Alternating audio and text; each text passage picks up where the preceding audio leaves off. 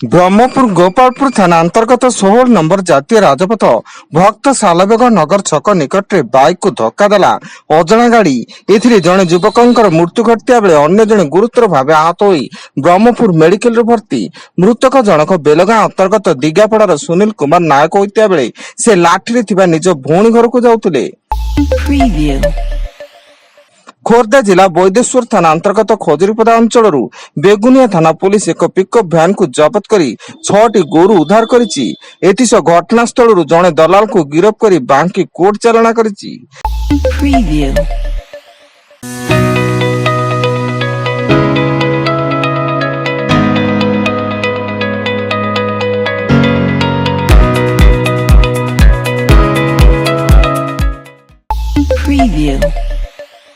Delhi NCR रे प्रबल झड़ वर्षा पवन जो बहु संख्यार गछपत्र उपुड़ी पड़ा सह रास्ताघाट जलमग्न होईछि। एपरिक राजधानी नुआ दिल्ली को विमान उड़ाण प्रभावित होईछि एवं 49टी विमान रो गतिपथ परिवर्तन करा जाईछि। कटक चौद्वार जेल रे जड़े विचाराधीन कैदी मृत्यु। जेल परिसर रे थिबा एक गछरु झुलंता अवस्था कैदी मृत्युदेह उद्धार होता बेले मृतक जनक टांगी जरीपड़ार विष्णु प्रसाद स्वाई एवं से हत्या मामला रे जेल रे बंदी थिले।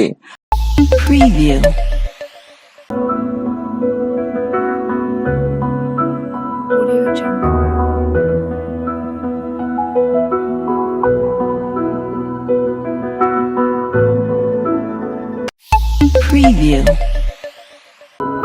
Audio Jungle.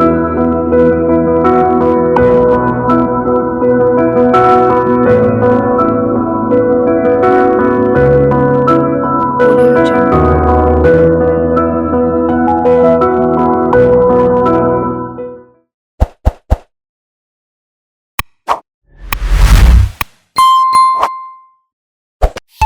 Preview.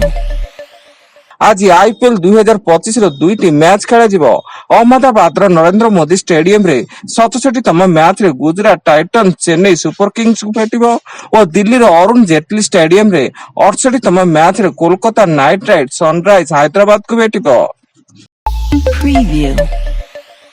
संबलपुर जिला बुर्ला थाना अंतर्गत लड़ुखाई निकट रे एक कार डिवाइडर डेई ट्रक को पिटिवा फल 2 जनकर मृत्यु घटी एवं अन्य 2 जन गुरुतर भाव आहत हो बुर्ला मेडिकल रे भर्ती।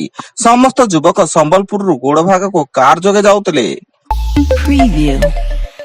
गंजाम जिला आस्का धाराकोट थाना पोड़ापोली गांव में जड़े युवक झुलंता मृतदेह उद्धार। मृत युवक जनक कवि सूर्यनगर थाना बालेश्वर गांव सीमांचल पोलाई होता बेले से जड़े राजमिस्त्री थिले। घटनास्थल में धाराकोट पुलिस पहुंची घटनार तदंत जारी रखिछि।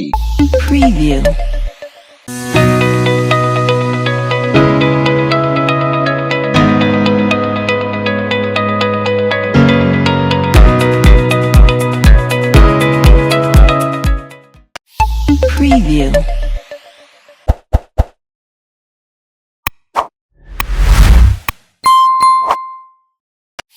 Preview.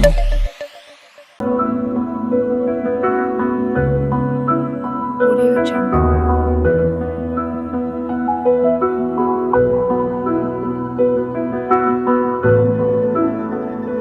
Audio Jungle. Preview.